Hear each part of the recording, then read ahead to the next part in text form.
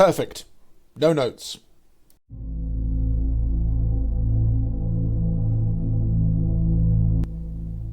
Okay, yeah, I need a bit more than a 3-second video, don't I?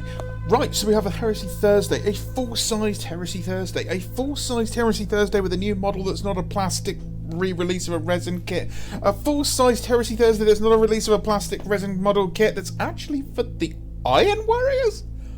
What? What? This is like the fourth sign of the apocalypse, I swear to God. It's fantastic. I love it. Everything about it is brilliant. I mean, I know I have a 3,500 point Imperial Fists army, and this is like one of the best models I've ever seen. This looks more like Perturabo should than Perturabo does. Oh, it's fantastic. Look at the size of that Graviton hammer. Oh, and not only that, he's got the leather undercap, which we saw in things like the cover, I think, is False Gods. And he's not over the top with the hazard stripes.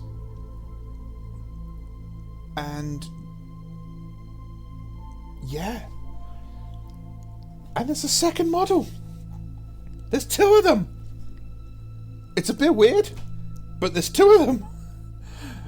I thought for a moment that basically we were getting the model with 2 sets of arms and 3 heads. But no, it is 2 separate models. I don't know which one I prefer. I think it's going to be this one. I think it's going to be the regular one, not the Warhammer World exclusive. Which, by the way, is one of the dumbest things Games Workshop could possibly do in today's age, is make exclusives that are linked to specific places. Like, people don't want to walk to their local Games Workshop to buy models. We want to buy them online.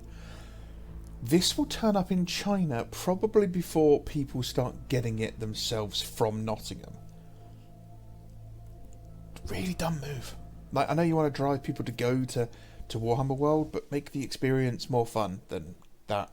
A combi grav gun, by the look of it as well, which I don't think we've seen many of before. I know there's the plastic one that was in the Sternguard kit, but I don't think there's many on characters that have combi grav guns. The kind of subdued colours as well, I really like these. They look good. The metal is interesting. I've always liked when Iron Warriors have had that slightly brown tinge to them. Back in the day, there was a couple of articles in White Dwarf that taught you to paint these by starting off a black undercoat and then dry brushing what was called tin bits. I think it's like Warplock bronze now is the closest thing, but it's a very browny metallic colour. Warplock bronze, I'm pretty sure is the name of it. And then you dry brush silver over the top of that. That's how I did my Iron Warriors when I had an Iron Warriors army. Back when they could take basilisks and 9 obliterators. And it was sickening. I miss those days. And Vindicators. They could take Vindicators. This is back before Chaos could do anything like that. Before the Heresy that works. Am I accelerating my plans to do an Iron Warriors army?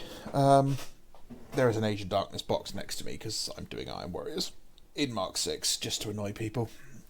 That was ordered earlier in the month, but yeah, happy coincidence. I don't want a Terminator Warsmith though, so a little disappointing that I won't be able to use this. Very nice model, will probably get.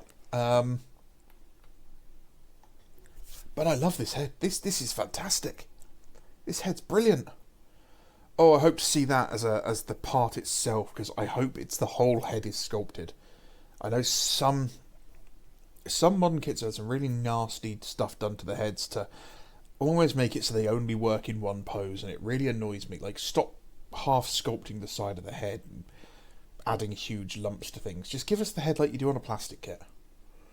Because that is definitely going on a lot of things. In fact, I'm going to see if I can get some 3D printed versions with that of all sorts of different heads, because the leather undercap look is great. The hammer's fantastic. It's so ridiculous. It's fantastic. I love it. I really do. that thing looks like you're going to get hit and you're going to get stay hit. That is Halo 2 turned up to 11. The square feet. I know how stupid it is to focus on something like the feet, but the fact that the feet are square and they look really tough and almost like the toes of dreadnoughts.